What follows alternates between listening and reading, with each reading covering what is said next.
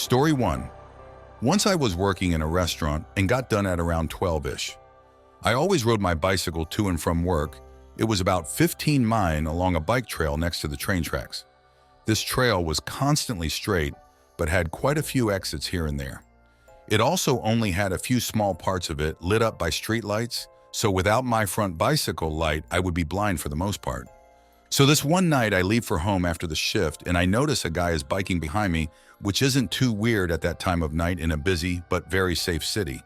It was weird that he had no lights and was still there after the first main exits, which after that led to a small town. But I thought it might just be a coincidence. I felt a bit creeped out and thought I might just be tired, and the dark of the night is getting to me. So I decided to bike a bit slower and let this person pass. There was enough room on this trail. The person started drifting along at the same speed as me and did not attempt to pass or even come closer. This is about when I'm a few minutes away from home and decide to take some random lefts and rights instead of going straight home, just in case this person was following me and wouldn't find out where I live. I bike around going in random twists and turns in a suburban neighborhood and he's still behind me. What I then did as I noticed I was heading straight for a long, small, dark path only for bicycles, I decided to turn into one of the houses and hide in the dark shadows of their garage. I heard this person pass the house and brake quickly on that small path. At this moment, my blood is boiling. Now I hop on my bike, and when I passed the edge of that street, I stopped and stared that person in the eyes. Well, that's what I hope he thought, because I actually couldn't see anything on his face. I biked so fast and did another few extra loops here and there until I felt safe and alone again to go home. Never had anything like it afterward and still don't know who or why it could have been. I'm happy not knowing. Story 2. I used to have a buddy that lived in the same neighborhood, a few streets over. One night we were having a couple of beers in his backyard while playing cards.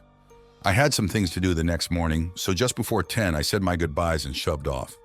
It was a short walk, maybe 15 minutes door to door, so I never drove. Anyway, it was a nice night, an uneventful trip. But when I got home, my roommate was coming out the front door, coffee in hand and dressed for work. He gave me a funny look and said he thought I was asleep since my truck was in the driveway.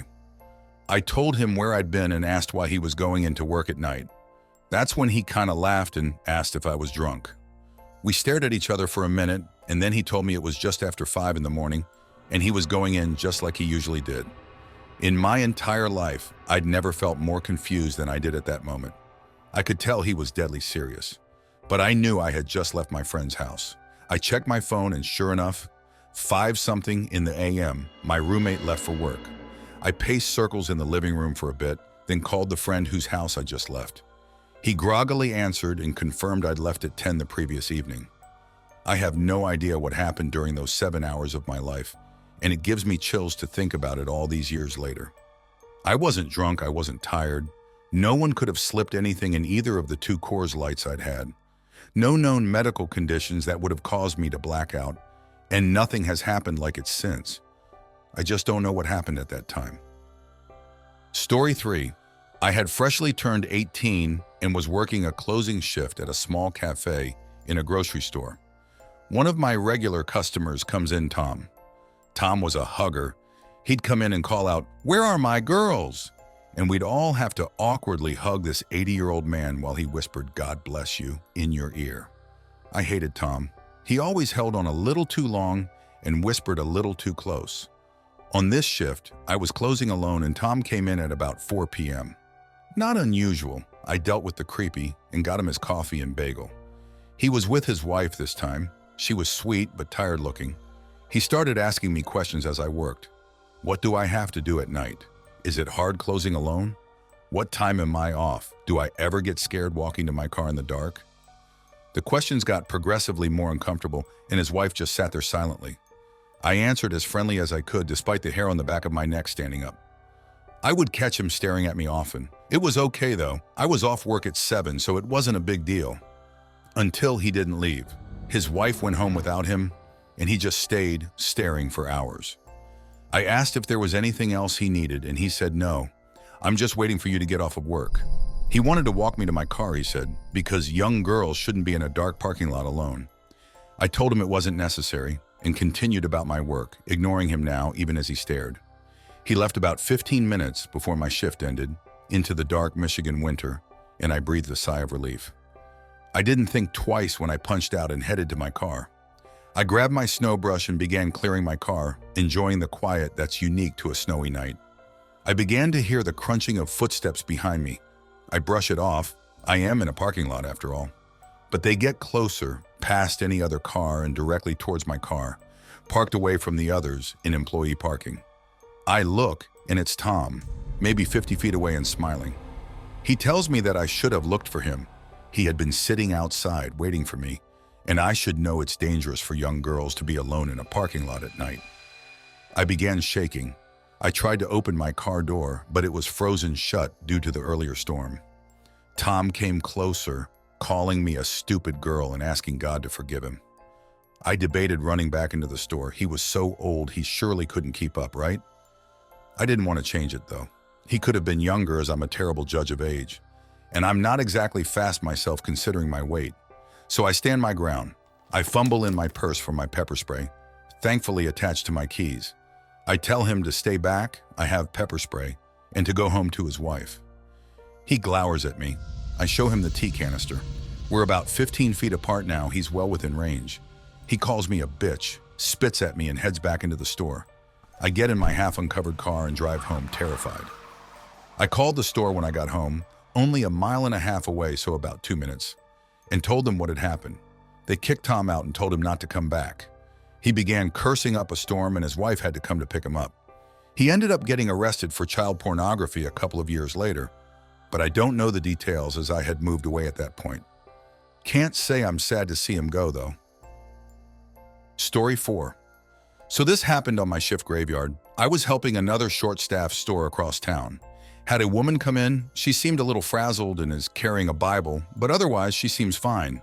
She buys some chips, then starts talking to me about crazy, this coronavirus stuff, yada yada. Then she tells me ate an evil spirit pretending to be a clove of garlic.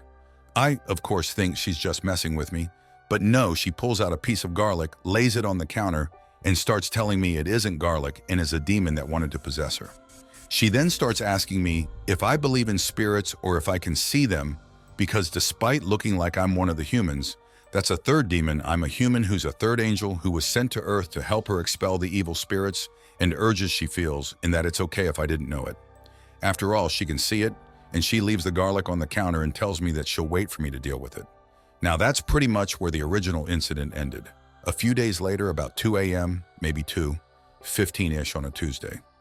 I'm working the graveyard shift at my usual store when this woman pops up again.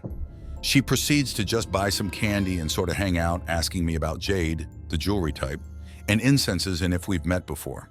Nothing as weird as before. Now the weird thing is I didn't hear or see her come in before she approached the counter. We have a loud-ass siren thing that turns on when the doors are opened and only shuts off when they're closed. This is normally not a big deal, but considering I'd been stocking and cleaning in the front the whole time, and had only gotten 2 or 3 customers beforehand. Yeah, it was a bit weird. She hangs out a bit longer, then rushes to the restroom and doesn't walk out of it till about 6. Says have a nice day, and just walks out of the store like nothing. Which freaks me the fuck out, cause I cleaned the restrooms a little bit after she went in, and she somehow had managed to slip out or hide somewhere when I went to clean them. Outside of hiding in the stalls, there is nowhere to hide in the restrooms, and there are no windows to slip out of. And like a jackass, I looked up at the top of the stalls and the ceiling, thinking she had pulled a Spider-Man, but nope, she just poofs. Disappeared, then reappeared and left super casual a couple of hours later. Story 5. An old job I had was located on an industrial estate in the middle of an expansive, abandoned, and disused airfield. One of those places that even when the sun shone, if the estate was quiet, it was eerie. It was a small business, and because of the nature of the work, the main bulk got done in the morning, leaving the afternoons quiet and therefore only manned by 1 or 2 members of staff. On this particular day, it was just me as my colleague was out at a meeting.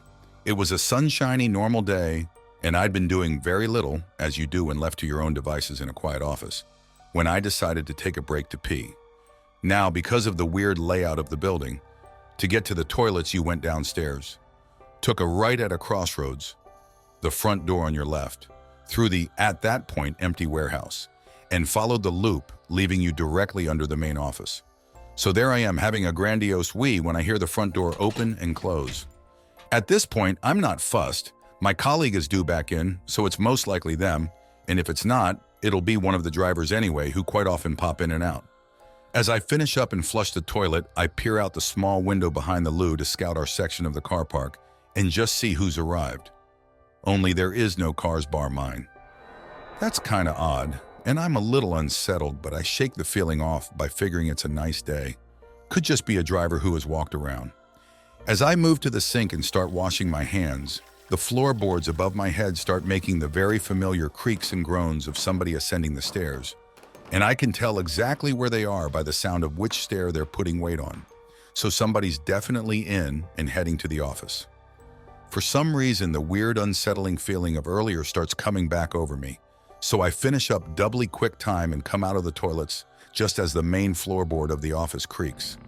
I'm calling out all the time as I take the loop back around and through the warehouse. As I reach the bottom of the stairs, there's nobody on them. And as I say, all the time I've been walking, I've been calling out, figuring whoever it is would most likely stop and hang back to wait for me. But there's nobody. Now, really creeped out, at the foot of the stairs, I called out again, just in case they haven't heard, expecting somebody to poke their head around the main office door. Nobody does. There's just silence. By this point, I'm petrified. I'm on my own, in the middle of nowhere, and somebody has decided to play peekaboo in this building. With my heartbeat pounding in my ears, I take the first few steps. Alongside the stairs, there's a downstairs office and a small window that allows you to peek into the room. I check that. There's nobody in there. I carry on up, now fully on guard. At the top of the stairs, there's another crossroads. The main office on the right, the conference room, with a shut door, on the left. I reach the landing of the stairs fully tensed, with my keys in between my closed fist. I turn the corner. There's nobody there. The office is empty, but I have 100% heard somebody come in and up the stairs. The door is so heavy that the sound of it opening or closing is unmistakable. Plus the same for the floorboards, which always give away someone's movements. All the hairs on the back of my neck stand up. The only place somebody could be is directly behind me, in the closed-door conference room, and there's no way I'm opening that. The room is massive and pitch black. I leg it downstairs just as my colleague pulls into the car park. I explain the whole thing to him, and together we brave the conference room. He pushes the door open. I hit the lights. Nobody. We scour the warehouse, even though there's no way that somebody could have got out. The shutter doors are down and locked. We check every room, everywhere. Nobody. To this day, it's the creepiest thing that I ever experienced in the building. I know what I heard. There was no way it could have been wind or heating because the floorboards make specific noises when people are on them. I'd heard them enough times. There was no way that anybody could have gone past me, whether in the warehouse or not, as the corridor is so small I would have seen them or heard the door click again when they left. I've got no explanation. All I know is what I heard. Story 6. A few years back, I shared a house in the suburbs with a couple of roommates. It was a planned development with lots of benefits like a community pool, park, garden, etc. The downside was the local bus stopped running at around 8 p.m. I worked graveyards and early shifts nearby, not an issue, but my roommate Luke worked a night shift that only clocked off at around 10 p.m. Then he had to ride the city bus for an hour to get 10 miles out from where the house was. I told him if he covered some of my utilities share, I'd pick him up in my car and save him the late-night walk home from the city bus stop. This worked out great, and another roommate, Jen, started to join me for the ride or to go on a late-night snack run. One night I was sleeping and woke up to the sound of Jen calling my name over and over, "Walkie, walkie." I get up in a daze and think, damn, I fell asleep and missed Luke's text. Now we're late to pick him up. Jen's in the driveway under my window and still calling me, "Walkie, walkie." I tell her I'm coming and she stops. I'm rushing now because I have 2 roommates waiting on me, so I put on a jacket, go downstairs, grab the keys, slip on my shoes and open the garage and see nothing in the driveway except my car. I'm confused since there's no way Jen's 170 centimeter self is hiding behind our dying rosebush or my Toyota. I think about going out to look around for her, cause maybe she walked down the street a bit to smoke a cigarette since she knows I hate the smell. But I realize I forgot my phone. I close the garage and go back inside. Jen got outside without it open. She can get back in without it. As I rush upstairs to where all our rooms are, I realize the lights are on under Jen and Luke's rooms. They're both homes. I get to my room, check my phone, and see that it's 2 a.m. on a Sunday. Luke doesn't work Sundays, and Jen was never outside calling my name. Story 7. This is a good one, and it's 100% true. I won't give the exact location, but it was in Rhode Island about 10 years ago. I was working overnight security at a boatyard. They assembled tugs, and there were numerous docks and very large warehouses where things were assembled. The job was great as I could essentially play video games, do homework all night, minus a 20-minute walkabout every 2 hours. The only problem with this job was the bizarre and creepy things that continually happened while on shift. You have to understand a large, rusty, foggy industrial yard like this, late at night in near total dark, minus the lights you turn on, then off, plays tricks on people's minds. And I, for one, am a very logical, science-oriented person. Yet we went through probably about 40 guards in the year and a half I was there, the latter half being lost to other posts, despite being paid double at this one for much, much less work. While working there, I heard all kinds of stories, but I'll give you some of the ones I experienced. One night while patrolling one of the assembly warehouses, I heard something following me from above. It was the strangest thing. I couldn't find the source of the noise, but every time I turned around, I could hear something scatter and run. Something big. Go back to the security room and look through the cameras, and it's a massive damn cat. Some sort of mountain lion. I had to call animal control, and they hunted and caught the damn thing like 5 hours later. The next night it's back. I can see it in the cameras and call again. This time they couldn't catch it. At one point I was directing animal control to the thing which I could see on the camera, and they were walking around right past it. They never ended up with the second catch. This then happened on the third night. I almost got my ass in hot water before one of the responding animal control guys sat down right next to me trying to direct his buddy. To this day, I still don't know what the fuck was going on with that. We never caught the second ghost lion thing, though it would return when the weather was warm. Another night I was walking across one of the large empty sections of the yard and was hit in the leg by a wrench. A large 5LB wrench. Hit me hard enough that I stumbled and almost went down. The thing is, there was no place this could have fallen from. The nearest roof a goodly distance away. Someone would have had to have tossed it like a football to hit me with it. There was one night I was taking a shit in one of the stalls, and I heard the super large hangar open despite the controls for it being locked. I was weirded out, but decided to finish my shit and then investigate. It then closed again, then opened. Then as I'm getting ready to wipe my ass and troubleshoot this thing, the bathroom door rips open, slamming hard enough to give me a heart attack, and every stall door slammed open. Given we were on the docks, there were a lot of seagulls. Occasionally, one or two would sit on the end of the pier and watch us do rounds. One night, a small flock of them, probably about 5, 10 flew into a compact ball. It was super weird. I've never seen them do that before. They then proceeded to follow me around at a set distance. If I approached, they went away. When I walked away, they followed. When I went into the guard shack, they all landed on the roof. Weirdest damn thing.